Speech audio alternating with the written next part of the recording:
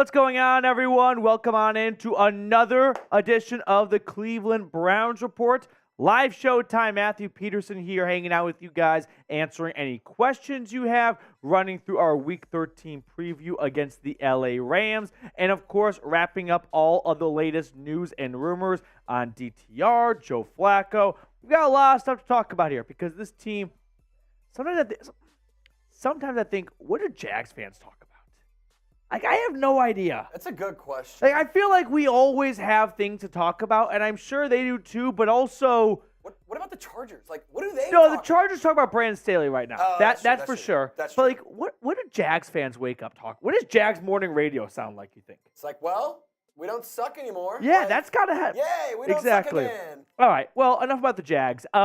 We are going to talk about a lot of things. The Rams game on Sunday, some injury updates and whatnot, some roster moves being made. But shout out your city for me in the chat right now. We already have 85 people watching right now. So as I like to say, while everyone gets the notification, they file on in. We all know that person who's a thing or two, who's late to a movie or two or something like that. So this is an opportunity for those who are not very punctual to get in right now. In the meantime, shout out your city. I've got Will Martin tuning in from Orlando. Josh is watching from Michigan. Patel is in Cleveland, Louisville, Ohio, Raleigh, North Carolina. Tyman is in the Buckeye State. I've got Sawyer's Aviation in Springfield, Missouri. Tim Green is in the house. Tim, your son, I think, it would be son or grandson. I don't quite know if you're Tim Green the first, the second. But Tim Green III told me that you guys got the Denzel Ward helmet, and hopefully by now you have the signed Big Ben picture because that was mailed, what's today, Tuesday? That was mailed last Monday. So fingers crossed you have that by now. Old man Tim. Okay. Terrell Wood is tuning in from Iowa. Darnell Johnson's watching from Cleveland. I've got Geneva in the house. Jacob Kistner is in Toledo as always. We've got a lot of stuff to get to. Bob is in Pensacola, Florida. Virginia Beach from Jason Dunlap. Youngstown, Ohio. Jacob got his crying Big Ben photo yesterday. We've got all sorts of places in Ohio being represented, as Danielle is in the Buckeye State as well. Robert's in Cleveland. We have the Philippines. Chris Allen's watching from Denver. Chris, did you go to the game? And if so, I'm sorry. There's nothing worse, I have to imagine, than if you live outside of home base, right, wherever your NFL team is, and your squad, in this case the Browns, come to where you live, whether it's like Denver, LA, Seattle, and you watch them lose, and you've waited maybe like 4 years, 3 or 4 years for them to come, that is nightmare fuel. Only thing that might be worse is when you like travel to a team and you're like, I'm going to go watch my team take on this team. I'm going to watch the Browns go take on the Bengals, or I'm going to go watch them take on the Steelers in Pittsburgh. Exactly. And then they not that they lose to Pittsburgh, but still. We got AFX Apocalypse celebrating a birthday soon, and he's ready to get drafted. So we'll see you in World War III. We've got Grand Junction, Colorado, out on the west side from Ron, and then Fort Wayne, Indiana. Okay, while you guys get your cities in the chat, I do want to take 60 seconds of your time to, what's that? Yeah, okay, yeah.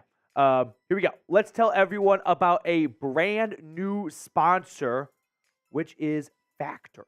This holiday season, you might be looking for nutritious, convenient meals to keep you energized on jam-packed days.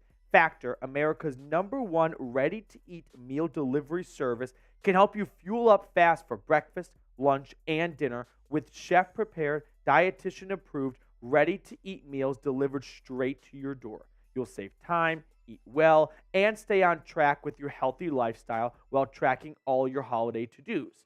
So if you're too busy with holiday plans to cook, but you want to make sure you're eating well, with Factor, skip the extra trip to the grocery store and the chopping, the prepping, and the cleaning up as well, while still getting the flavor and nutritional quality you need. Factor's fresh, never frozen meals are ready in just 2 minutes. So all you have to do is heat and enjoy. Head to factormeals.com/BrownsChat50 and use code BrownsChat50 to get 50% off. That's code BrownsChat50 at factormeals.com/BrownsChat50 to get 50% off. That information is in the comments and description of today's video. Now, I want to ask you guys this question. Is Sunday a must-win game? I think that I have a major in knowing when you have must-win games on your schedule. At 7-4, I don't think Week 13 is must-win. Like, if you were to fall to 7-5, if we're being honest here, the season's not done, okay? You could still go out and win 2 more games and finish 9-8, and 9 wins has gotten a lot of teams the 7th seed in the playoffs. So I don't think this is a must-win game, but if you feel like, hey, on the road, if you can steal one against the Rams, who are playing better as of late, but if you want to start the Joe Flacco era on the right foot, you should do it with a win. Maybe you can make that argument. See, it's also an NFC opponent, so it's not like this if you lose to the Rams, it's going to be that detrimental. That's a great point that Trace raises. When we get into the tiebreakers, first off, it's head-to-head. Now, Denver's got some head-to-heads. They have it over the Colts, for example, but they don't have it over Denver. And they play the Texans coming up. And if they lose that game, they're not going to have that head-to-head, okay? But after head-to-head, it's divisional matchup if you're competing for the number 1 spot in your own division, like divisional record or divisional matchup, then divisional record. And then after that, it's record within the AFC. So it's much more important to win AFC games than NFC games if you're looking for deep tiebreakers.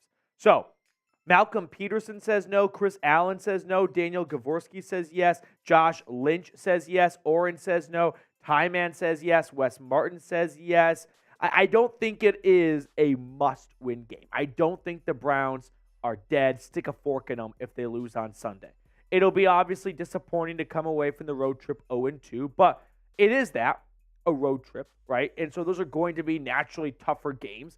And you come back to play 2 straight home games after that. So I don't think the season is done if they do end up losing on Sunday, but you're not going to play a lot of sub-500 teams moving forward, right? You come back home and play the Jags, and then you've got the Texans later on. So you've only got 5 games after that, 2 of which are currently above 500. We'll see how the rest of the schedule shakes out. Who knows what the Bengals are going to be at the end of the year. But when you're playing a 5-6 team and you're a 7-4 team, you would think you should be able to take care of business. Joshua Miller with a $5 super chat. Let's go, Josh. QBs have 10 touchdowns to 17 turnovers, and the team has 21 touchdowns to 23 turnovers. I don't think the QB play could get much worse, so go with Flacco and see what he's got. I mean, Josh is breaking out the numbers. And you can't argue stats. The quarterback play has been atrocious, which is kind of funny because you'd think with that bad quarterback play, the Browns would be 4-7, right? But no, they are the opposite of that. And I think that's a big testament to this coaching staff.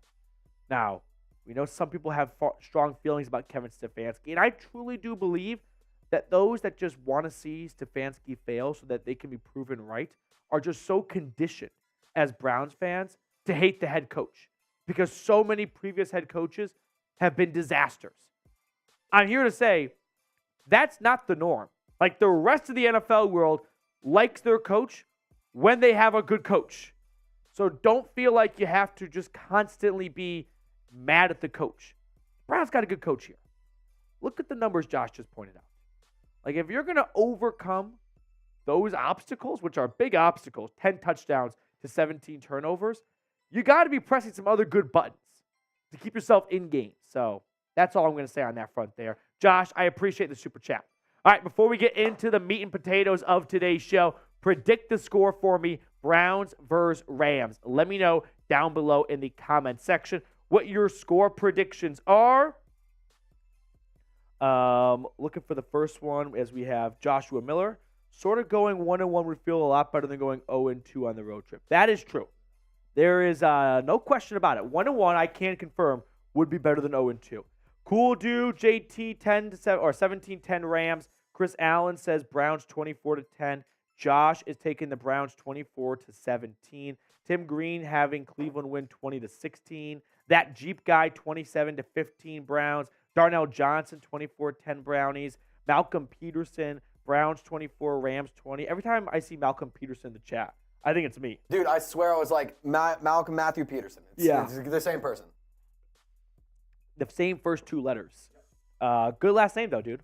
Oren Smith. By the way, for all of us that were brave enough to watch Monday Night Football last night, how about Adrian Peterson doing like the Vikings? Ooh. The horn? Yeah. AP is a Vikings legend.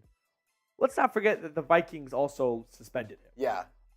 I kind of thought maybe that would lead to a little bit of baddish blood. Maybe somebody would have said something, but like I figure maybe like AP would be like, you guys suspended me. Don't you remember that? Yeah. So I don't know, Joe.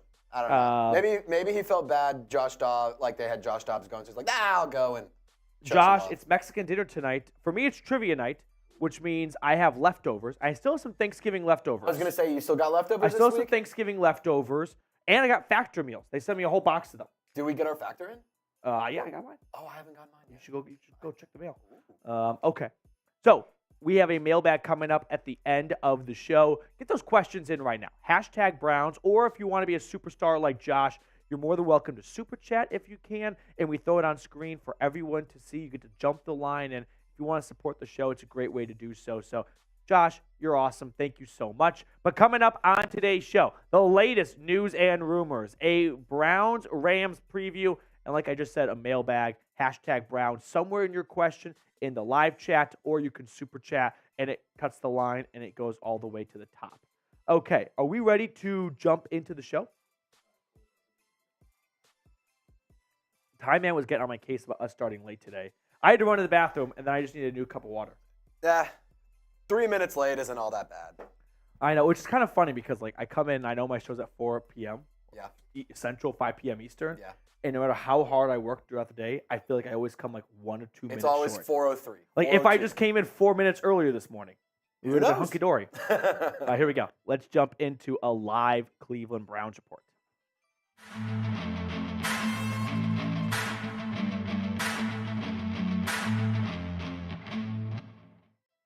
We've got a news and rumors-filled show to get to on this edition of the Cleveland Browns Report. But help us out. We are closing in on 29,000 subscribers, 144 away. My Christmas wish is to get to 30,000, but we got to get to 29K first. So if you have not joined the channel yet, go ahead and do so.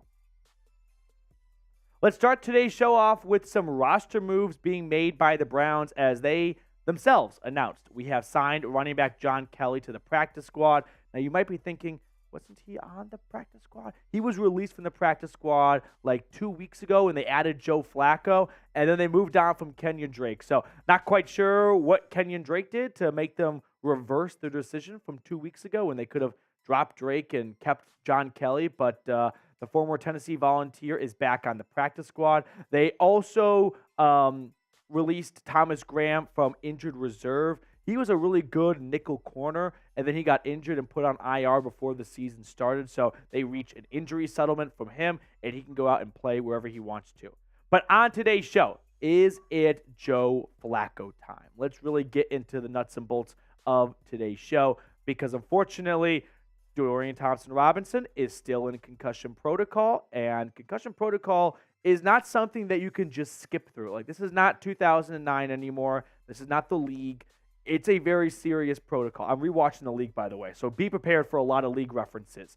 But DTR is still in concussion protocol, and to me it just seems, dare I say, unlikely that he's going to be available on Sunday. I mean, let's say he does clear concussion protocol, which, by the way, I should add, being in concussion protocol does not mean you have a concussion. It means they want to test you for a concussion, right? Now, if you're still in concussion protocol a few days after the game, then I would say you probably have a concussion. Otherwise, you would have tested out of it. But for now, DTR in concussion protocol. And if he can't practice this week, I would sense a change at quarterback. To me, it just seems like he has not earned a spot where he can skip practice all week and be ready to roll on Sunday against Aaron Donald and the LA Rams. But DTR so far over the last 2 weeks, I don't think he's been as bad as maybe some people sort of made him out to be after the first Steelers game. Like, I remember going on Twitter after the Steelers win and seeing everyone say, well, it's time for Joe Flacco. I don't know. I think DTR has made good throws with the ball. Now, they've asked him to throw it more than I thought they would, 24 for 43 in his first game. Well, I guess the second game, but you know what I'm saying, against the Steelers. And then this past game, when he played 3 quarters and change against the Broncos, 14 for 29, 134 yards and 1 touchdown. I mean, let's look at DTR's passing chart for a moment here. Let's see where he is putting the football. And this is week 11 against Pittsburgh. And you can see there's no pass really beyond 15 yards. Now, let's jump forward to his second start under, this new era of the 2023 Cleveland Browns. And first off, if you want to notice the difference, look at Dorian Thompson-Robinson's passing chart, and then go look at Justin Fields'. I mean, Kevin Stefanski, with his rookie quarterback, is showing him way more trust than Fields has in Chicago right now for throwing the ball more than a few yards down the line of scrimmage. So, I mean, go back to the old one really quickly, Trace. I'm sorry, I'm making you do a lot of work. But just look at the old one for a moment, and then look at the new one, okay? Look at the old one, and voila. Look how close it is to the line of scrimmage. And now look at what he did in Denver, okay? 3, 2, 1. Look at all the dots just move down screen. So you are seeing something here, and that is Stefanski opening up a little bit more of the playbook, and it really felt like DTR might be on a path to play some really good football for the Browns the rest of the season. DTR, like I said, has not looked as bad as some may come out to be. Now, I am not in the business of experimenting with Dorian Thompson-Robinson when you've got the number 1 defense in the NFL and a team that has 7 wins and is well on their way to make the playoffs. But if Dorian Thompson-Robinson can prove to be a consistent quarterback that can help you win football games, you don't rock the boat that's already rocking right. I mean, this boat's going through the Drake's Passage again and again and again and again.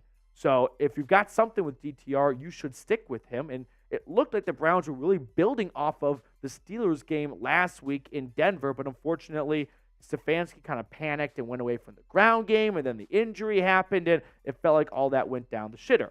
To me, it seems like DTR is a long shot to clear concussion protocol. I don't say this with any knowledge. I don't have any sources right now in Southern California telling me this, but if he misses practice this week, he should not start. It should be Joe Flacco. If there is a guy on this team that's ready to start at a moment's notice, it's probably the longtime vet who knows how to play in an NFL game on short notice, right? It's the guy who can pick up a playbook and get himself up to speed a lot quicker for this week's game plan. And in my eyes, that would be Joe Flacco, the vet, over DTR if he can't practice all week long. And we're going to add more to this in just a moment, so stick around. But really quickly, this holiday season, you might be looking for nutritious, convenient meals to keep you energized on jam-packed days. Factor, America's #1 ready-to-eat meal delivery service, can help you fuel up for breakfast, lunch, and dinner with chef-prepared, dietitian-approved, ready-to-eat meals delivered straight to your door. You'll save the time, eat well, and stay on track with your healthy lifestyle while tracking all your holidays to-dos. So skip the stress of meal prepping over the holidays with Factor. Choose from 35-plus weekly flavor-packed, fresh, never-frozen meals that support a healthy lifestyle and meet your meal preferences, all delivered right to your door and ready to eat in 2 minutes. Head to factormeals.com/BrownsChat50 and use code BrownsChat50 to get 50% off. That's right. BrownsChat50 is the code at factormeals.com/BrownsChat50 to get 50% off your order. All that information is in the comments and description of today's video. As I was just saying, though, I don't think it's a good idea for DTR to start if he cannot practice this week. If he clears concussion protocol on Saturday, I would still roll with Joe Flacco because the Rams defense did not get off to a phenomenal start, but it didn't get off to a disastrous start. I know that the record indicated, must be an all systems failure. They're giving up 21 points a game. Third down percentage was not egregious, but look at what they've done over the last 2 weeks. I mean, 15 points allowed. They're giving up a touchdown less. Yards dramatically down. Third down percentage on conversions down. They've got 6 sacks in the last 2 games. They only had 19 in the first 9 games, and their record is a perfect 2-0. Now, it definitely helps playing the Arizona Cardinals. That's going to probably boost morale a little bit, but still had an impressive comeback victory against the frauds that are the Seattle Seahawks. Now, Scott Petrak added this 2 days ago yesterday, Browns coach Kevin Stefanski on QB decision. We'll let the week and DTR's concussion protocol play out. No decision on who'll start Sunday versus the Rams, said Joe Flacco, PJ Walker as options if DTR doesn't clear protocol in time. So let's have a different conversation now. If Dorian Thompson-Robinson is not available, I think naturally we're all just assuming it'll be Joe Flacco. And I want it on the record right now. It better be Joe Flacco over PJ Walker. Like, look at the numbers from PJ Walker this year, okay? 1 touchdown to 5 interceptions. He's been turnover prone.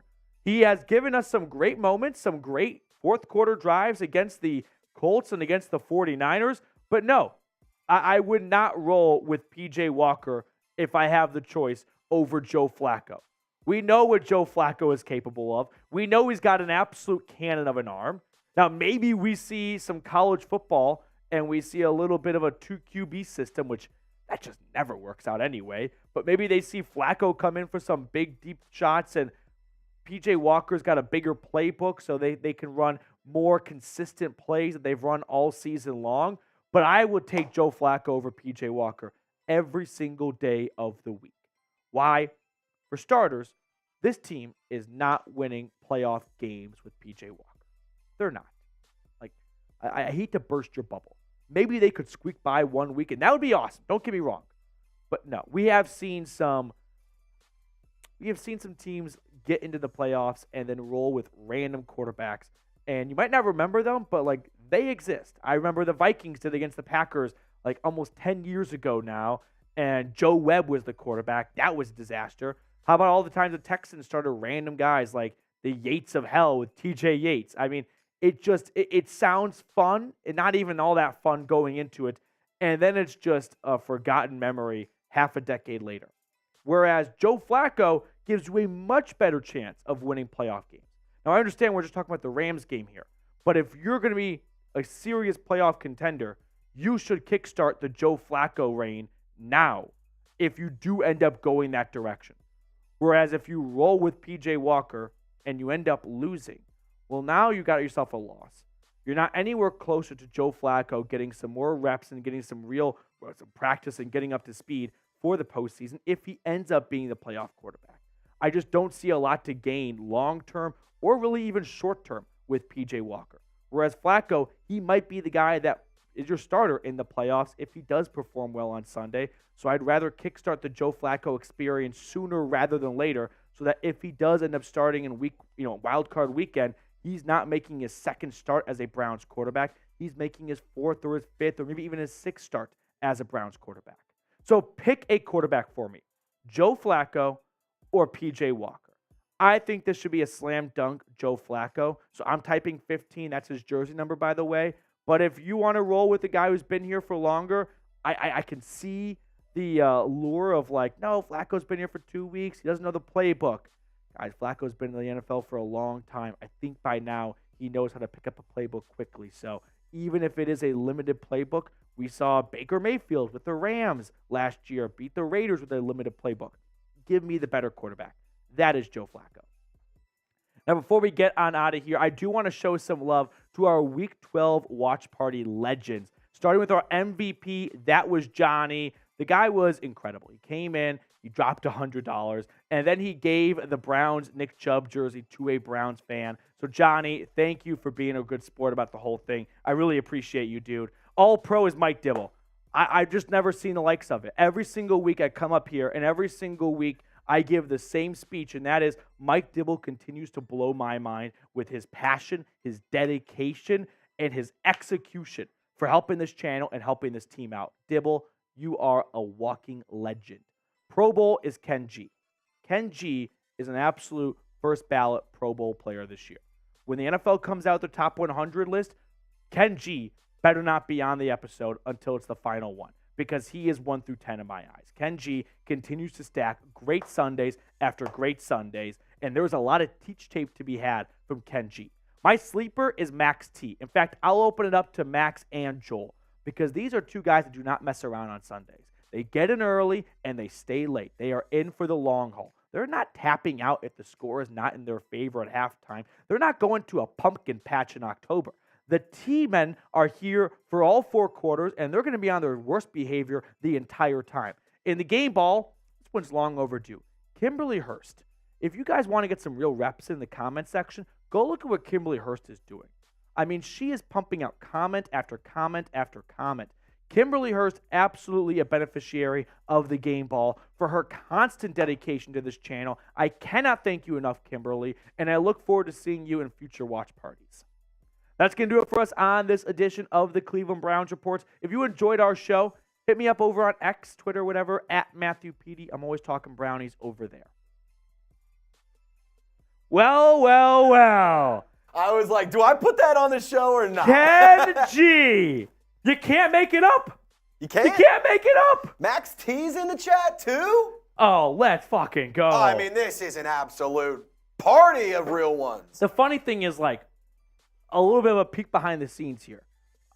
I write the script of these shows, not what I say, but what goes on screen in the morning. I had no idea Ken G and Max T would be hanging out with us today. Hey, well, here we are. But at the same time, I kind of did, because you don't get to an all-pro status without consistency. No, you are an all-pro for a reason. Yeah, the best ability is availability. Ken G, got to go with the vet QB. I would take Joe Flacco as well, Ken. Thank you so much, as always, for your support, dude. And now Jacob Kistner, a man who needs no introductions. I thought the defense was supposed to travel. Browns at home giving up 10.2 points per game. Browns defense on the road giving up 29.6 points per game. I hear what you're saying, Jacob. And yes, there is definitely a difference in the Browns defense at home and on the road. I will lower, and maybe, Jacob, you took this into account. I'm going to push back on the 29 because the Browns defense in Pittsburgh only gave up, I think 12 points. Like, there were Pittsburgh scored 14 points off of the pick six and the scoop and score. So the defense only gave up 12 on the road, and they did not give up all 27 points against the Broncos, or a safety, 2 points, so 25. But that does not drastically change Jacob's point, and that is the Browns defense on the road has been worse than at home. And, I mean, there is something too. It's not the Browns defense is better at home. I think it's opposing offenses are worse on the road than at home, right? It's tough for an opposing offense to come into the dog pound off the shores of Lake Erie and play their best ball with a bunch of barking Buckeyes all around them. Whereas when you go to Denver, when you go on the road, you don't have those barking Buckeyes, and it's a little bit easier for the offense. But yes, I do agree that's probably too big of a difference. I would not expect it to be, perfectly identical on the road and on the home, but Browns defense definitely needs to improve away from Cleveland. Jacob, great point, though. All right, make sure you get those questions in, hashtag Browns or Super Chat. We're going to have all those Super Chats on our mailbag, so if you want to guarantee a spot on the mailbag, you can Super Chat your way onto the screen. Now, we do have a preview coming up for Week 13 between Cleveland and the Rams after I drink my water. All right, Jacob, I see your comment. Appreciate it. Yeah, I agree that, like, your mind is in the right place. It might not be 29 points on the road, but still, even if it goes from 10 to 20, like, that's still a double. So that's too big of a jump, without a doubt, Jacob. Max T is here. That's awesome. That's what I'm talking about. Shout out to Browns fans. Can't write it. Can't make it up. All right, let's talk Brownies. Let's talk Brownies and Rams. Are we ready? We're going to jump into a Week 13 preview between the Browns and the Rams. We're going to get you guys familiar with these two teams, and then I'm going to run through my keys to victory. Now, I don't have any injury news because I am recording this during our live show, which airs every Tuesday at 5 p.m. Eastern. So for now, we're just going to roll with what we know, and that is Browns offense is going to be going up against a Rams defense that overall this season has given up 21 points per game, but over the last 2 weeks, that number has gone down to 15, 6 points less in their 2-game winning streak. So this Rams defense is getting healthy, and it's getting better for sure. Whereas the Browns offense is averaging 21 points per game. Third down is not great at 31.3. Red zone is a little bit above league average, but not ideal. And we're going to talk more about the red zone later on. As for the Rams offense, they prepare for a Browns defense giving up 19 points a game, 247 yards, the best in the NFL. Third down percentage, the best in the NFL. But their Achilles heel has been the red zone defense. Bottom 10 in the NFL, giving up touchdowns 61.5% of the time. 16 takeaways compared to the Rams' 12 turnovers. So who do you got in this game? Browns or Rams? Before we jump into my keys to victory, I always love hearing from you guys. Be honest with me. It's always fun to take the Browns, but let me know your honest opinion down below in the comment section. Now, my 5 keys to victory. Key number 1, stops in the red zone. This is what I was hinting at just a few moments ago. Let's take a deeper look at the red zone numbers for a second. The Browns defense giving up touchdowns 61.5% of the time. That's 24th in the NFL. The Rams offense scoring 61.3% of the time. That's top 10.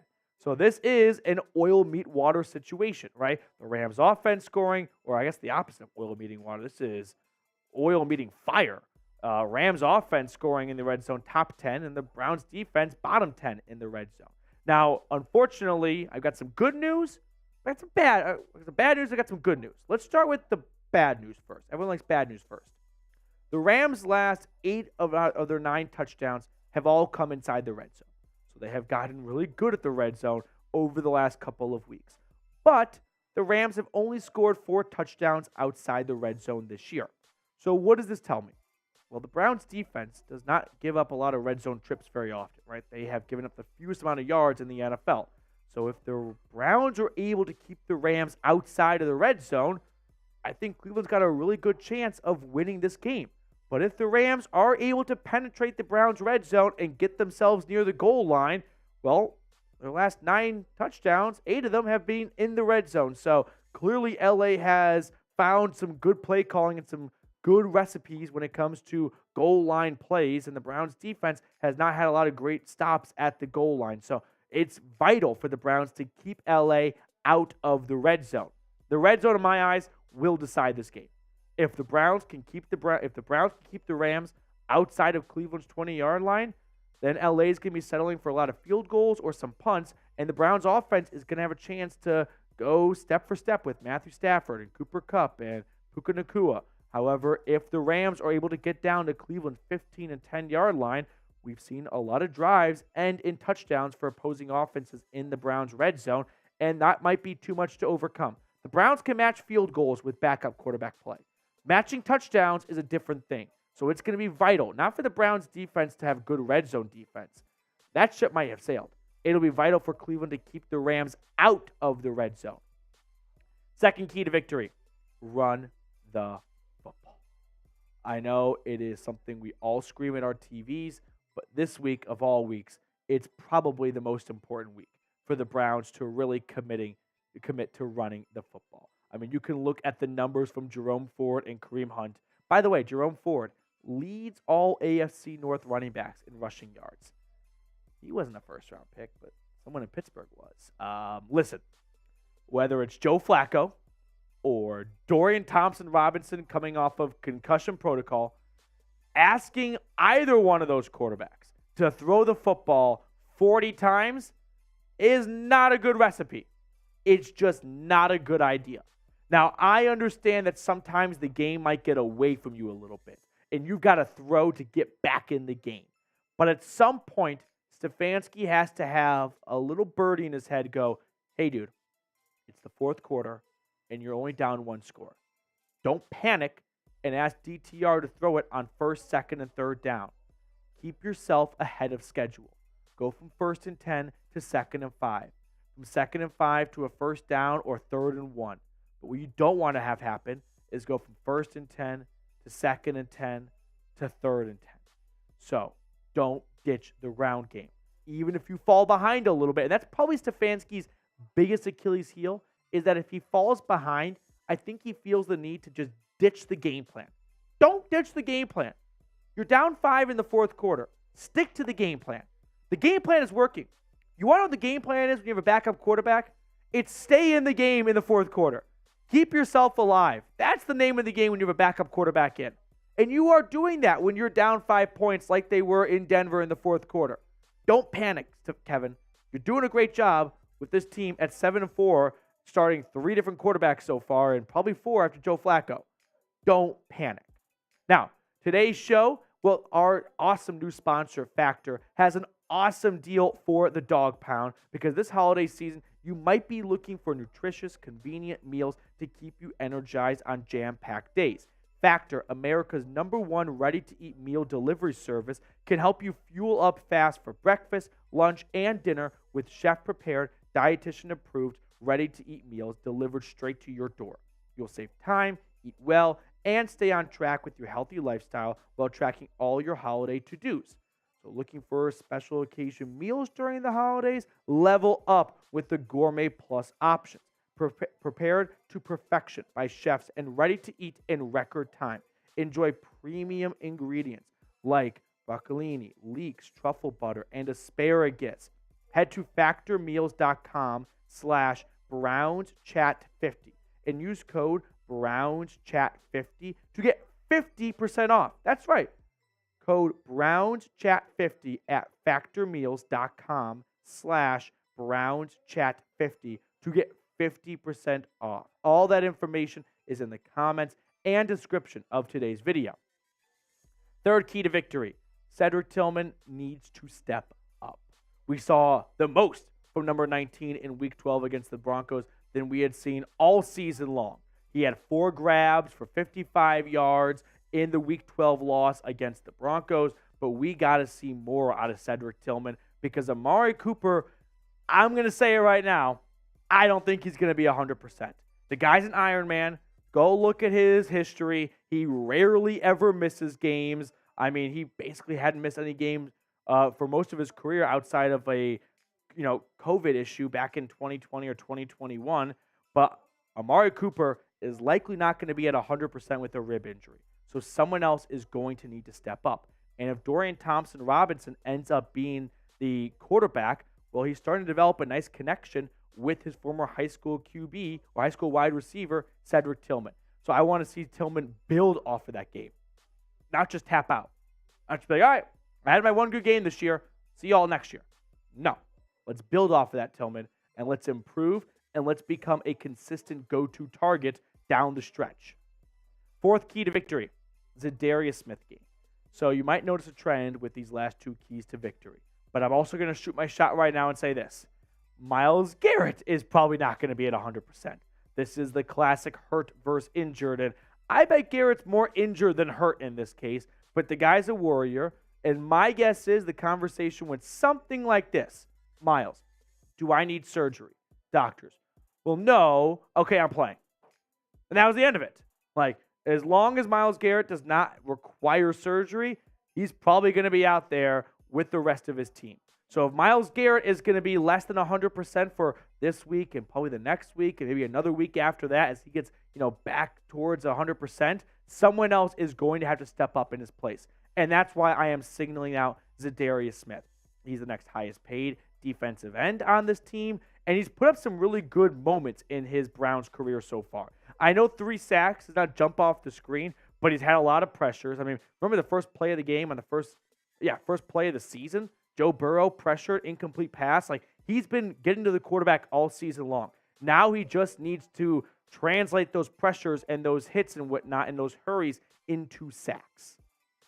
5th key to victory, and this one, it's a little bit of a captain obvious, but I think it's especially true for the Browns. Get healthy. And as I film this right now, I'm not quite sure the availability of DTR and Myles Garrett and the rest of the crew, but it's simple. The Browns need to get healthy. And this is something that's not necessarily completely in their control, but they have had a lot of key players miss a lot of time. Like Deshaun Watson basically missed 6 games if you remove 12 snaps against the Colts. Nick Chubb, Jack Conklin, lost for the season within the first 6 quarters of the season. Jed Wills has missed 3 games, and he's going to miss his 4th in LA. DeJuan Jones has basically missed 1.5 games because half the time he was coming in playing just on 3rd downs. Joel Petonio ended his Iron Man streak. Anthony Walker's dealing with a hamstring injury. Denzel Ward missed his first game of the year. Greg Newsome has missed 2 games. Like, these are really important starters missing a lot of games. The Browns got to get healthy. at a certain point, you're just going to run out of steam. Like the next man up mentality and the perseverance, you can run with that for a while. I don't know if you can run with that for 17 games. And that sucks, and it's unfair, and it's just unlucky, and it happens to every single team at some point. And every year, there is one team that gets completely derailed by injuries. And we can sit around and feel sorry for ourselves thinking how great this Browns team would be if they had Deshaun Watson or Nick Chubb, just one of those two. I mean, think about it. If they didn't have Watson, but they had Chubb, well, they've got a clear identity, run the football. But they don't have Chubb. And so because they don't have Chubb, it should be lean on Watson. They don't have Watson. Now they really got to start from ground zero and just work with what they have. But no one's throwing them a pity party. So it's going to be up to this locker room to get themselves ready each Sunday, but they got to get healthy. That is step number one for this team. All right, predict the score for me. Browns versus Rams down below in the comments section. I'm going to give you my score prediction in just a moment, but give me your score prediction down below. This one is not going to be a popular opinion, but I am predicting the Rams win. Now, come Sunday, I'll probably change my mind. But as I film right now, I'm looking at a Rams team that has won 2 in a row. They are getting healthy, right? They are getting guys back. The Browns, in the meantime, they're in the opposite spot. They are losing guys, right? Every single game that happens, they just add more players to the injury report. So with one team playing well and getting healthy, and the other team coming off a bad loss, and the turnovers are still crippling this team, and they're still dealing with injuries, I can't really, in good faith, say that the Browns are definitively going to win this game. So, roast me, I'm sorry, but I am taking the Rams in this one. All right, predict the score for me, Browns versus Rams. Let me know.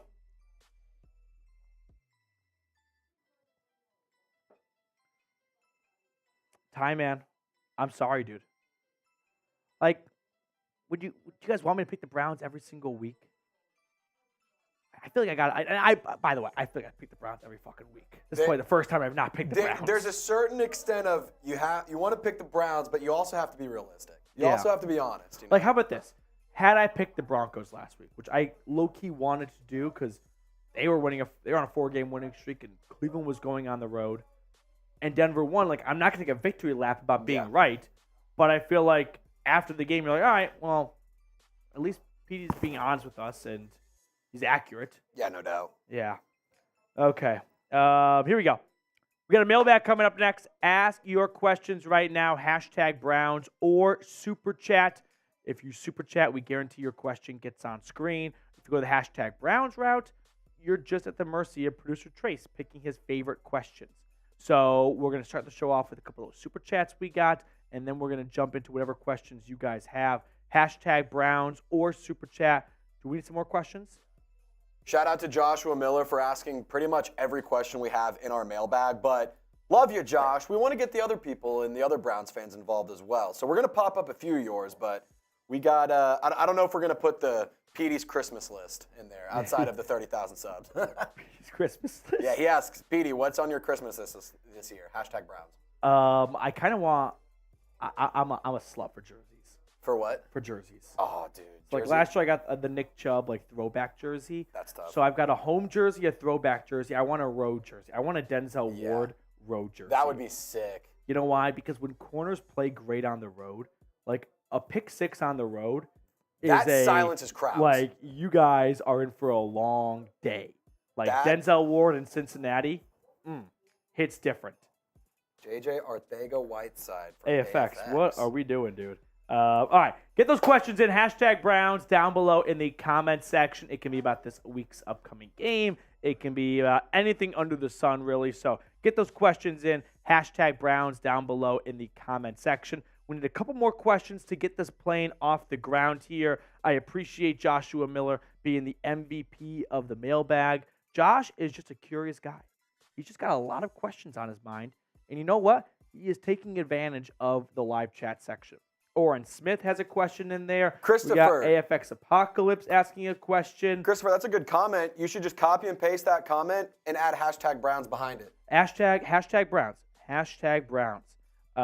Ken G, if we can keep the Rams close, it's a win. Oh, I see. Okay. If the Browns can keep the game close, they will win the game. I'm not in the business of like handing out, victory, handing out good losses. Like a loss is a loss. All right. Keep getting those questions in. Hashtag Browns right now. All right. Let's jump into the show. I think I was about to say it all over again, but I already said it. Yeah. Mailbag time here on the Cleveland Browns Report. First question coming in via Super Chat from our live show on Tuesday.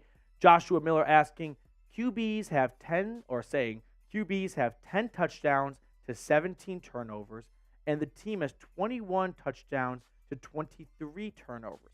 I don't think the QB play could get much worse, so go with Flacco and see what he's got. Well, like I said, we're filming on Tuesday, so by the time you're watching this, you might already know who's the starting quarterback, but this is a good just statement altogether. The Browns quarterback room has not produced great numbers top to bottom. I mean, 10 touchdowns to 17 turnovers. Deshaun Watson was definitely getting into a groove right before his injury both times, unfortunately, which is just terrible timing, and it sucks, and it's just really unlucky. But you're right, Josh. The quarterback room has to pick it up, and I think this is a bigger testament that Kevin Stefanski is coaching out of his mind right now. I mean, most of the coaches with these types of numbers would be 4-7, not 7-4. So I think there is just and this is me just going on my diatribe right now, there is just a faction of the fan base that has been taught Browns mean bad coaches. Hate bad coach. When you've got a good coach, you don't have to hate him. And the Browns are 7-4 right now. They do not have a bad coach. Jacob Kistner, next one up. I thought the defense was supposed to travel. Browns at home giving up 10.2 points per game. Browns defense on the road giving up 29.6 points per game. I think that 29 is probably a little bit lower when you take out the scores from the opposing defenses like the Steelers game and the safety against the Broncos. But still, even if that 29.6 goes down to like 20, that's still double the points, and that's a huge jump. I don't think this is the Browns defense sucks on the road.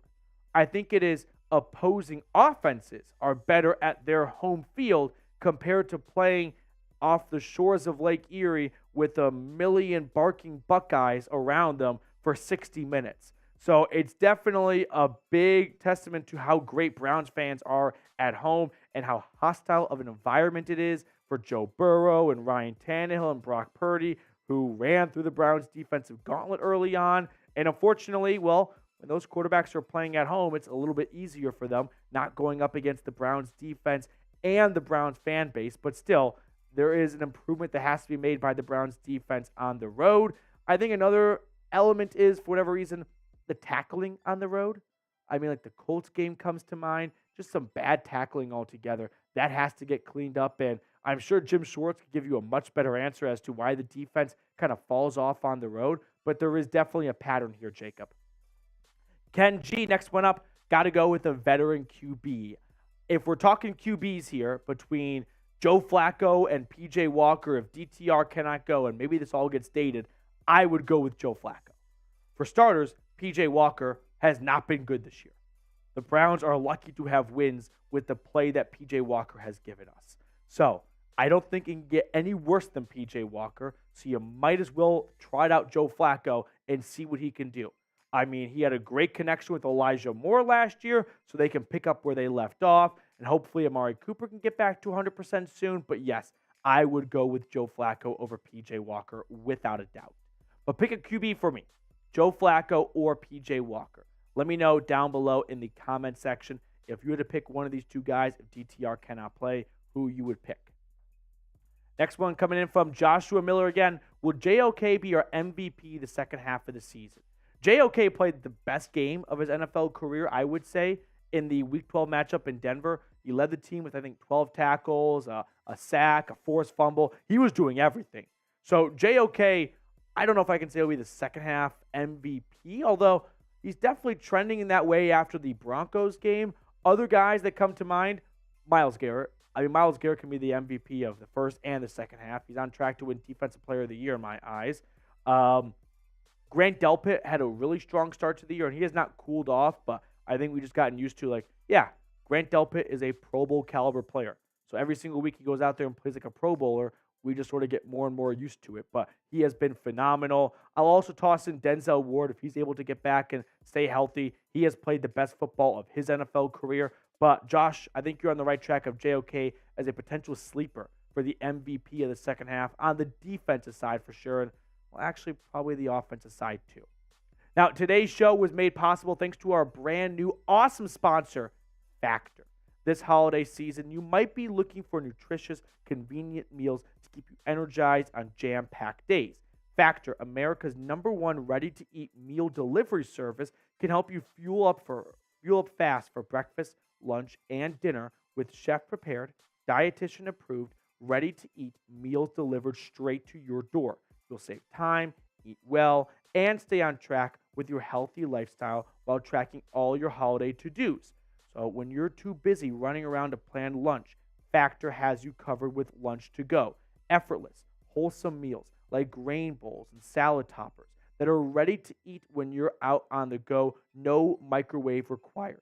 Head to factormeals.com/BrownsChat50 and use code BrownsChat50 to get 50% off. That's code BrownsChat50 at factormeals.com/BrownsChat50 for 50% off your order. That information is in the comments and description of today's video. AFX Apocalypse saying, get Cedric Tillman more involved. Cedric Tillman had the best game of his young NFL career against the Broncos. 4 grabs, 55 yards. He was really starting to get into a rhythm with his rookie QB, fellow rookie, Dorian Thompson-Robinson, a pair of Bishop Gorman alums. But AFX, as long as Cedric Tillman and DTR in the field, I'm optimistic that connection will continue to grow. Hopefully DTR can clear concussion protocol and the Browns can make the best decision possible at quarterback. But I am optimistic that Tillman can come on here in the second half of the year, especially with Amari Cooper playing through what I'm going to deem a probably somewhat serious rib injury. But the guy's an Iron Man. He doesn't miss games. He doesn't miss snaps hardly. So hopefully Tillman can, kick it up a notch here in the final third of the year.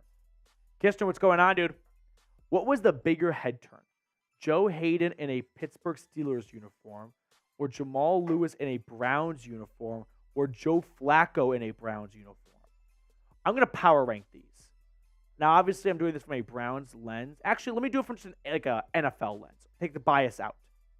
I would say number 1 is Joe Flacco in a Browns uniform. Just quarterbacks get more attention. Number 2, I would say, is Jamal Lewis in a Browns uniform. A 2K rusher for the Ravens, and he goes over to Cleveland. That's obviously going to piss off Ravens fans. And then I'll go with Joe Hayden in a Steelers uniform. There's no real... I don't have major bad blood towards Hayden. I wish the Browns did him better and held on to him instead of letting him walk, but it's not like Joe Hayden had a vendetta against Cleveland, so I would say those are my rankings for those 3, Jacob. Good question, though. Christopher, what's going on? Do you think the Browns' offensive play calling is getting too random and using too many trick plays? I feel like when you have the backup quarterback in, you do get some more trick plays and a lot of creativity. The funny thing is when those trick plays work, everyone's cheering for Stefanski. DTR's first career touchdown pass wasn't on a trick play, but it was on a play that we had never seen before. And that was having Jerome Ford, or running back, whether Ford or Hunt, I can't remember, Nick Harris and Harrison Bryant in the backfield. I think it was Kareem Hunt. Hunt, Harris, and Bryant, in the backfield. And then Bryant slipped out in front of the other 2 guys, wide open for a touchdown. So I do feel that maybe once or twice Stefanski gets a bit too cute with it. But in Stefanski's defense, he's got to get creative. He's got to back up QB, and he's got to get some misdirection going. He's got to get the linebackers going one way and have the ball go the other way. If he just plays mano-a-mano and just our guys against your guys, when you have some mismatches and they favor the defense, as in a backup QB against veteran linebackers and veteran corners, over the course of 60 minutes, it's going to go into the veterans' favor, being the defense in this case. So I don't necessarily hate the trick plays. I think maybe there is 1 or 2 occasions where maybe he goes too far with it, but I'd rather that happen than have it be a super vanilla offense. And it's like the Pittsburgh Steelers offense, and it's Matt Canada, and we're begging to get some creativity going, some motion going. So if the price of getting too cutesy with it is one or two many play calls like that, so be it. I'd rather have an over-dramatic offense with one or two trick plays, too many, rather than an offense that's just like Wonder Bread. Max T, what's going on, dude? If January Joe takes us on a playoff run, will you get a Flacco jersey? Also, Joel is watching at a shop right now. Hi, Dad. We got the father-son duo here, Max and Joel Thompson. Joe Flacco, I'll tell you this much. If I was in college right now, without a doubt, because a Joe Flacco Browns Darty jersey, it would be with Vince Carter on the Raptors. It would be with Jackie Moon on the Tropics, which I didn't have a Kitus on the Tropics. But no, I can't actually spend $100+ of my hard-earned money on a Joe Flacco Browns jersey. If I could get another jersey, it would be a Denzel Ward on the road, a white jersey. That would be my jersey of choice. But Max, I love the creativity. And if you're in college right now, you should absolutely get a Joe Flacco Browns jersey if January Joe takes us even to the AFC Championship game. Even if he just wins one playoff game. Streets to land, Cam Newton. No. Cam Newton did list Deshaun Watson as a quarterback he'd want to be a backup for. There is a tough conversation that needs to be had with Cam, and that is he is no longer an NFL quarterback. It's sad. The injuries really got to him at the end of his time in Carolina or the end of his first stint in Carolina. But no, I am passing on Cam Newton. Cool guy, what's going on? Well, since this year is pretty much over after we go to the playoffs, next year is something to look at still. Do you think that next year we have an actual chance with no injuries, hopefully? Cool guy, let me run through all 22 starters really quickly and talk about who's returning, okay? We'll start on offense. From the running back up, Nick Chubb is under contract. Now, when he's able to return is a different question. But Nick Chubb, as of right now, is under contract, and he would be returning. Watson, of course, Jed Wills, Teller, Bertonio, Posick, Teller, Conklin / DeJuan Jones. The Browns have a good problem on their hand. They've got 3 starting tackles. I don't know what they're going to do, but they got 3. Wide receivers, Amari Cooper and Elijah Moore and Cedric Tillman are all under contract. Those are good starting pieces that you can still add to, okay? Defensive side of the football now. Start at the D-line. Myles Garrett is under contract. Dalvin Tomlinson is under contract. Jordan Elliott, Maurice Hurst, and Shelby Harris are all on one-year deals. Maybe the Browns bring back one of those guys, probably Elliott or Hurst, but I could still see them keeping a really good defensive line intact. Za'Darius Smith is on a one-year deal. I could see the Browns looking to bring him back. They brought Clowney back for a second year. I could definitely see Za'Darius Smith wanting to stay in Cleveland and play opposite of Myles Garrett. Linebackers is interesting. JOK is the only one under contract. Taki, Walker on one-year deals. Maybe they run it back with Walker again. I'm not quite sure. But the linebacker room might go under a big turnover. Corners, Newsome, Ward, Emerson, all under contract. Safeties, Thornhill under contract. Delpit, I wish they extended him yesterday. Grant Delpit has to be a cornerstone piece on this defense for the next 4 to 5 seasons, if not longer. So, for the most part, the Browns are keeping the band together. Now, what they are missing, though, is still a first-round draft pick. And so that second-round pick, if they do end up holding on to it, that might be an impact player. That might be a guy who comes in and he starts day one, whether it's used at wide receiver, whether it's used at linebacker. If they end up losing Delpit in free agency, it could be a Grant Delpit replacement. But, cool guy, in a long-winded answer, do I think they have an actual chance? Yes. They are keeping a lot of these key pieces together. The Browns definitely went all chips in on this year, but they still have another bag of chips. It's a pretty awesome poker table, right? It's a really rare poker table where it's like that movie, I can't remember what it's called, where they just keep putting all their money in and then they go to the lady in the hotel room and ask for more money. I can't remember what that movie is called, but it's based on a real-life story in L.A. Whatever. Horrible movie description right there. But, yes, the Browns do have an actual chance. Okay. I just blundered that movie description. But someone watching right now is like, I know what he's talking about. This is the movie. And the title is just escaping me at the moment. So that's going to do it for us on today's show. Thank you so much for tuning into our mailbag. If you enjoyed our content and my awful movie descriptions, consider subscribing. We're going to keep you guys informed and entertained all season long. Who you got? Browns versus Rams? Let me know down below in the comment section. Dude, it's the movie where she's a bookie, not only a bookie, but she runs a poker ring in LA for celebrities. And it's based on a true story. What is that movie called? Molly's Game. That's exactly what it is. Yeah, Molly's Game. Mr. Alaska, what's going on, dude? Ty Man, the Buckeye. Cool guys putting a B in there. I don't have a good feeling this week. I think the Rams. Molly's Game. Good movie. Have you seen it? You should watch it. It's a good movie. Based on a true story. Is it on like Netflix or anything? Or is it like kind of comes and goes. Yeah. Okay. I'll give it a look. How about this? It's worth watching when it's on one of your streaming services for free. Absolutely. Okay. Not a pay $3.99 on Amazon? Yep. Cool. AFX, pick a card. Just do it, please. Do we haven't done the card picking a lot? No. Listen, if I break out the card picking now, it completely ruins it when we get to the off season. And that is the fun of the off season. Pick a card. Because you better believe, we're at the point now where I'm like, dude, the off season's like a month and a half away. We're picking a card any week of January now. Yeah. Pretty soon we'll be picking cards. Did you hit on the cards? You got a couple, didn't you? I got it once. You got King it of once? Diamonds. Nice. Nice. No one forgets their first time getting the card. Oh, right? no. Never forget your first time. For me, it was the King of Diamonds. She was beautiful. Okay.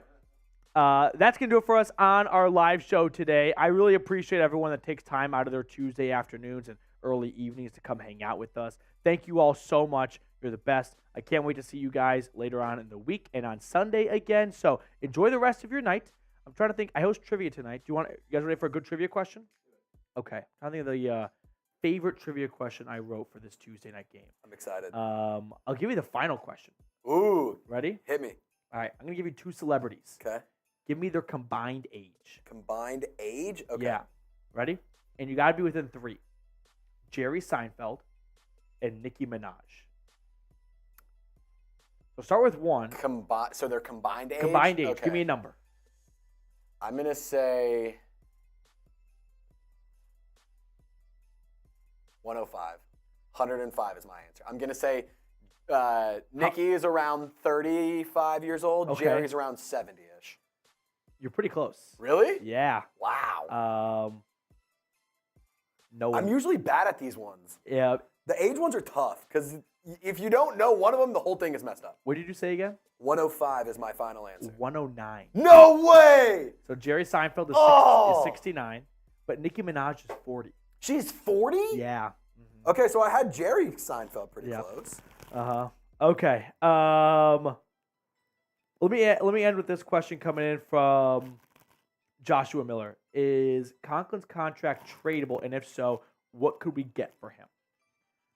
I think Jed Wills would get traded before Conklin. Conklin's a better tackle. Now, he's older. But if I'm the Browns, I'm thinking you might not get a whole lot for Conklin as he's an older guy with a bigger contract coming off a knee injury.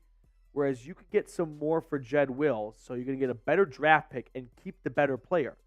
So then the question becomes, who starts at left tackle? And that's going to be Bill Callahan's offseason.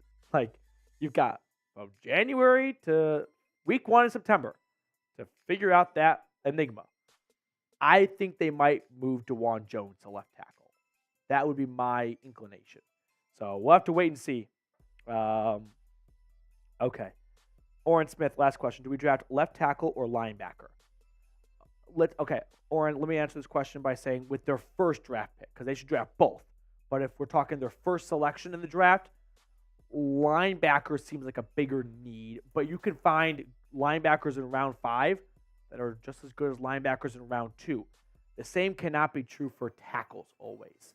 So I think adding a James Hudson replacement is pretty important at this point, especially if you move on from Jed Wills or you move on from one of those 3 tackles. Well, if it's Jones, which you're moving on from either Wills or Conklin, you're keeping DeJuan Jones. So if you move on from Conklin and you start DeJuan Jones at right tackle, you're going to need a new backup swing tackle. See, I also really like the linebacker out of UCLA. I think Taitu Tatu. The outside linebacker. Yeah, he's going to go first round for sure. Yeah, he could be a really good Cleveland Brown. Okay, Joshua Miller, is Conklin's contract tradable? I just pulled it up right now. So in 2024, Jack Conklin has a $22 million dead cap hit. If you don't know what that means, that's like in Moneyball, they're going to pay him $22 million not to play for them. That would be one of the biggest cap hits in NFL. Not the biggest. The biggest is Matt Ryan with the Falcons at about $41-ish million. So not too far off from it. But if you were to trade him before June 1, before the draft, your cap savings is negative $9 million. So no, Jack Conklin's contract is not tradable. If you release him after June 1, which the Browns have done in the last few years, like John Johnson, his dead cap hit is $7.4 million for 2024, $14 million in 2025. So $14 million for 2025 just wiped away. It belongs to Jack Conklin's contract, and a 2024 cap savings of 4.5. So, Josh, to really answer your question, no, his contract is not tradable. All right, that's going to do it for us on today's show, barring another super chat coming in here. I always appreciate. I do like Eichenberg, but there is definitely something to like just a pipeline from Columbus to Cleveland right now with Hickman and DeJuan Jones and Denzel Ward and a lot of other Buckeye players. So who knows? The Eagles signed Shaq Leonard. Really? No way. Is Time Man messing with me? There was reports that they were gonna He was going to visit today. Yeah, he was going to visit, and there was like a belief that he was going to sign if he didn't sign with the Cowboys. Let me see. I think Ty Man's pulling my leg. I don't think he's seeing anything. Ty Man, not Ty Man. Oh yeah, it is Ty Man. Ty Man, what the heck? He's to meet with the Philadelphia Eagles. He hasn't signed. He's meeting with them. That doesn't mean he will be signed, but I wouldn't be surprised if they add him because the Eagles have a beat-up linebacker group. Yeah, they do. All right. Thank you guys so much for tuning in once again. We'll see you guys throughout the week and on Sunday. Enjoy the rest of your day, and see you all later.